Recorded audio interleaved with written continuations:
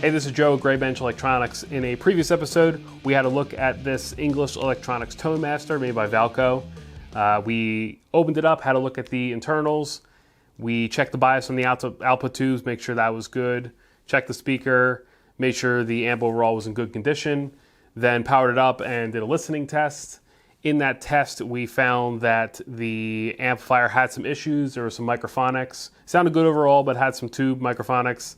Also, the low end was a little bit flabby, and also the power supply was putting out a little bit too much 120 hertz hum. It does have the original CAN capacitor from the 50s installed. So if you haven't watched that video, I recommend go checking that out. There is a link in the description. Today, we are going to open up again and try to sort out some of those issues. We saw originally that there had been some work done. A tech had previously installed a 3-prong power cord, installed some extra capacitance in the power supply to try to eliminate the hum, replace some other components. Some of that work was decent, some of that work was not so good. So I've decided that I'm going to gut the amp and rebuild it from scratch. I'm going to try and stay as true to the original design as possible. I have some vintage components lined up in order to stick to the original design of component choice and also electronically. But let's not waste any time. Let's go ahead and crack this amp open and start taking it apart.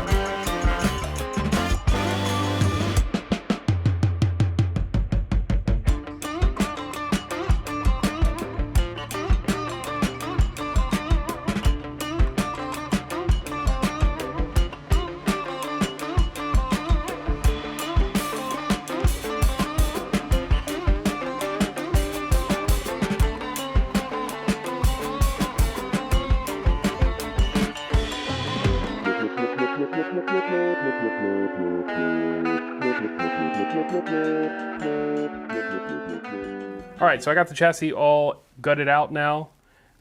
Remove solder from all the sockets and terminal strips. We do have to do some modifications to the terminal strips that are available. I remade the layout here the way I'm going to rebuild. This terminal strip should be sufficient for redoing the preamp. However, I need some extra tie-in points here on this tag strip, and I needed a little extra space here as well as one extra terminal for this tag strip. And then I'm going to be installing 2 more terminal strips for rebuilding the power supply with axial capacitors. Doing 2 of the axial capacitors here, as well as the big high wattage dropping resistor, and then the other 2 filter capacitors are going to be over here by the preamp. So probably what we'll have to do here is take this terminal strip and spin it around so the mounting lug for the terminal strip points up, and that'll be hanging about here, and then I'll give space for the terminal strip in here.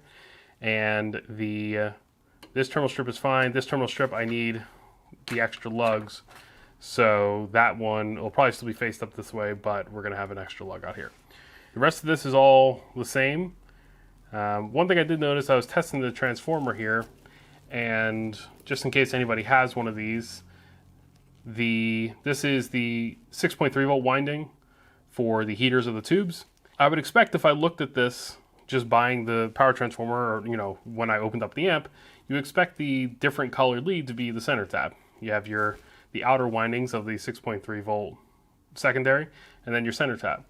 However, that's not the case, and it could be that maybe this was a mistake from the factory. They put the color on one of the end of the windings, but this shorter one is in fact the center tab. Or maybe someone had the bell off the transformer, and these sleeves are really just sleeves. They just slide over the leads. Maybe someone put it back on. I don't know exactly what the deal is, but this one here is actually the center tap. You can actually tell if you look at the lead here. It's it's actually 2 doubled up leads, 2 18 gauge leads, whereas the other windings for that tap are single lead. So yeah, if you get one of these amps, just keep an eye out for that. Just know, what you're connecting. I also confirmed it just by applying voltage to the primary and measuring, and it is in fact the 6.7 volts or so across these 2 leads, and then 3.5 to either side. So I'm going to get started. We need to drill out the holes for these terminal strips. We're going to swing it around this one, replace this one, and then drill holes for the tag strips for the filter caps here. May have to trim down these leads for this capacitor.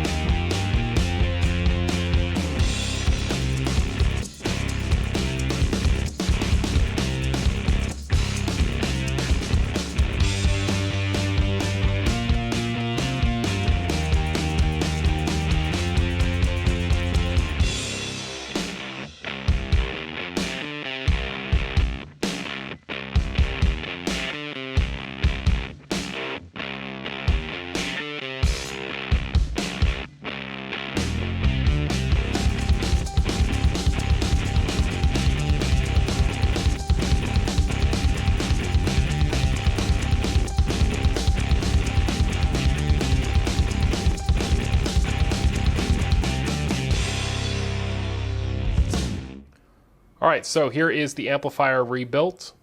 I succeeded in doing most of what I wanted to do with the rebuild. Integrating some extra safety features, eliminating the can capacitor. We'll take a closer look in a second. But I wanted to also stay pretty true to the original design, and so I haven't done any real modifications. I did have to drill one hole for a tag strip for the power supply. Otherwise, let's zoom into each section and I'll show my work. Okay, so here's the preamp. Did the exact same thing with the three 47K grid resistors. Coming down here, we cleaned up this bypass capacitor. Originally, it was coming from this pin on the 6SQ7 here all the way up to ground here, but there's a ground tie point just down here, so we just did it there. Cathode resistor underneath the plate resistor here, which is now flying out from this area. As you can see here, we now have discrete axial capacitors for the power supply. The can capacitor is out of circuit now. I did increase the capacitance for the final node of the filter supply going to the plates of the 6SQ7. This is a 8 microfarad cap now, where originally it was a smaller 100 nanofarad cap, I think. And then 10 microfarad for the phase inverter. What else? Replaced basically all the components, so all the wiring's redone. Replaced the plate resistors. Stuck with the vintage style carbon compositions, but increased them to these 1 watt value resistors. Cathode resistor down here is also a 1 watt. It's a shared cathode resistor between the two triodes of the 6SC7. The upgrade all the power supply resistors to metal oxide, 3 watt metal oxide resistors that are flame proof. What else? Obviously, change the coupling cap over here. Redid the grounding scheme, so everything for the preamp is grounded to this single point, which is the input jack. These jacks are isolated. All the other ground tie points come back here into the preamp. Over here on the power amp and power supply, so we have the can capacitor out of circuit now. It's just sitting under there. I'm not going to remove it, so aesthetically it still looks the same, but we have replaced all the capacitors in circuit. So another safety mod that was integrated were diode protection on the rectifier. So the high tension winding from the transformer comes to the unused pins of the 5Y3 through these protection diodes. They're UF5408 1000 volt diodes into the rectifier. When the diode is working normally, these diodes are more or less invisible. Their voltage drop is extremely low, and you'll still get the voltage sag from the rectifier. But if the rectifier has some problem, the diodes are still doing the rectifying, so it's not like we're going to be sending AC through the circuit, which could be destructive. Replaced all the coupling capacitors. I did add 1K screen resistors. Again, 3 watt metal oxide resistors. This will protect the screens of the tubes. It works sort of as well, resistors are naturally current limiting devices, and the screen resistors will help limit the currents for the screens.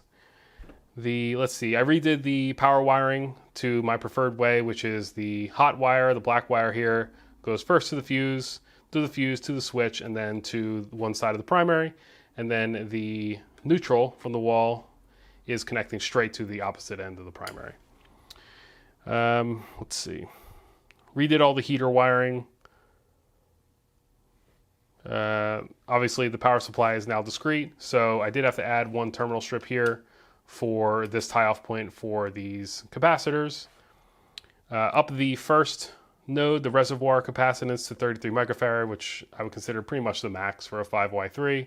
And then the second and third nodes are both to 10 microfarad, and then 8 microfarad for the last node. Use the original 1K power resistor. It's testing very accurately to 1K. Upgrade, obviously, the other power resistors with metal oxide. Redid the wiring for the plate resistors here, so this is where the 3 wires from the primary of the output transformer will connect. Tone control is exactly the same, just swapped out the capacitor here. Like I said before, I have shielded wire carrying the signal from the phase inverter out here to the two coupling caps for the output tubes. Next step is just bringing it up on a variac. I'm going to start with the current limiter and make sure I didn't create any shorts that can damage components. After that, we'll bring it up slowly, adding tubes along the way, make sure everything's normal. And after that, we'll do another playthrough test. Oh, one thing I forgot to mention is I did modify the value of these coupling capacitors going into the output tubes. They are both in the amp as I got it, and also the schematic. They were shown as 47 or 50 nanofarad capacitors. I reduced them to 22 nanofarad, hoping that will tighten up the bass response of the amplifier. It was a little woofy when we did the original sound test, so hopefully that will be a positive change to the tonal characteristic of the amp. So I'm going to go through the power process now, and then we'll do a listening test.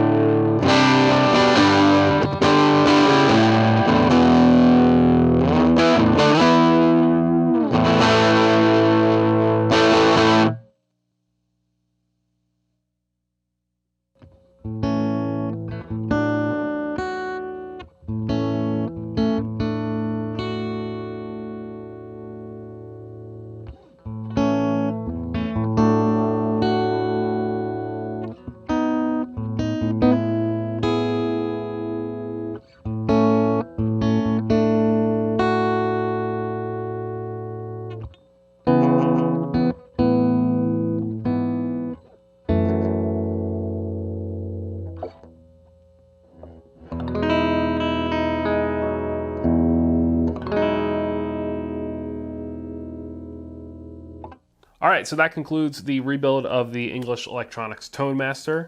I hope you enjoyed that. If you did, I'd appreciate you hitting the like button on the video and subscribing if you want to see more videos like this. If you have any questions, feel free to leave them in the comments.